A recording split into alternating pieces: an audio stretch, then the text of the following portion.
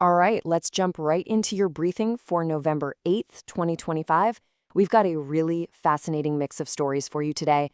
Everything from global diplomacy and major policy shifts right here at home to a discovery that is, well, ancient. Let's get into it.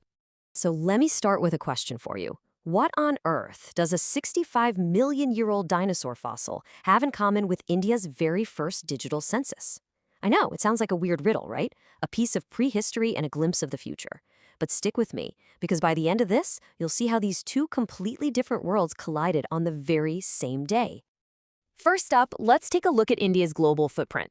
It has been a seriously busy 24 hours on the world stage, from humanitarian efforts to some really high-level diplomacy. This really gives you a sense of just how much is going on at once.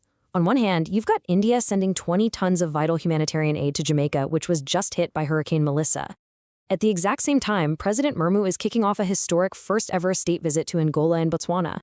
And, while that's happening, Canada's looking to attract skilled workers, and the UN just dropped its big 2025 emissions gap report, which, by the way, is a pretty stark warning that the world's climate pledges just aren't cutting it.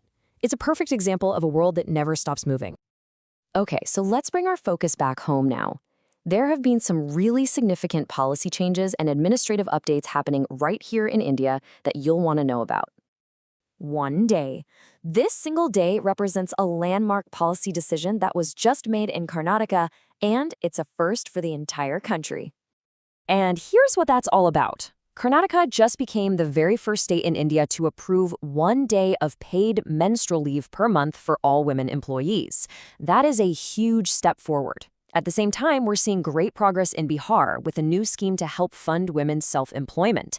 And then you've got some key administrative changes, like in Assam and within the Indian Audit and Accounts Department, where the CAG has given the green light for 2 new special cadres. Now, let's shift gears a bit and talk about technology and the economy. This is where you can really see the big push towards a more digital, more robust India taking shape.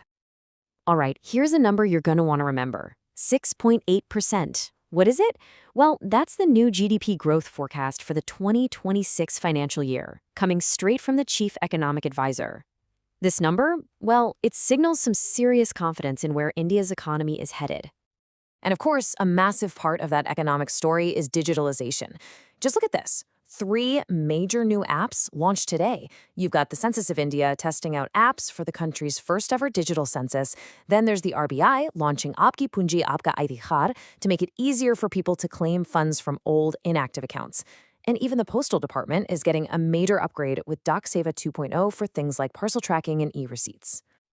Okay, you remember that crazy question I asked at the very start about the dinosaur and the census? Well, this is where it all connects. Let's dive into a section on some truly remarkable milestones and discoveries. And here it is, the answer to our riddle. It's just incredible. On one hand, you have the discovery of a 65 million year old Triceratops horn in Uttar Pradesh. I mean, that's a direct physical link to our planet's impossibly distant past. And on the exact same day, para-athlete Sheetal Devi makes modern history, becoming the first ever to be selected for the able-bodied national junior archery team. An ancient fossil and a modern trailblazer. 2 amazing stories happening at the same time. Wow, we have covered a lot of ground. So just for fun, how about we switch things up with a little lightning round to test your general knowledge? This is going to be quick. 5 questions, 5 answers. You ready? Let's go. First question. Which gas is the most abundant in our atmosphere? That would be nitrogen. Okay, next. Question 2.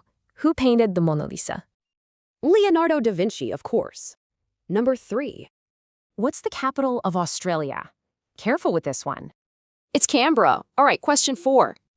Where did Gautama Buddha give his very first sermon? Sarnath. And for the final question, on whose recommendation were fundamental duties added to the Indian Constitution? The answer is the Swaran Singh Committee.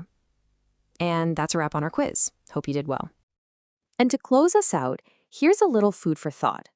पसीने की स्याही से जो लिखते हैं अपने इरादों को, उनके मुकद्दर के पन्ने कभी कोरे नहीं हुआ करते.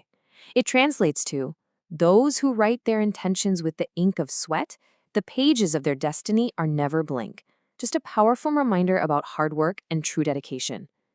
So, from ancient fossils to modern policies, it has been an absolutely packed 24 hours. And it just leaves us with one final thought to ponder. Of all the things that happen today, which story do you think will be the one that truly defines tomorrow? Thanks for joining me for this briefing.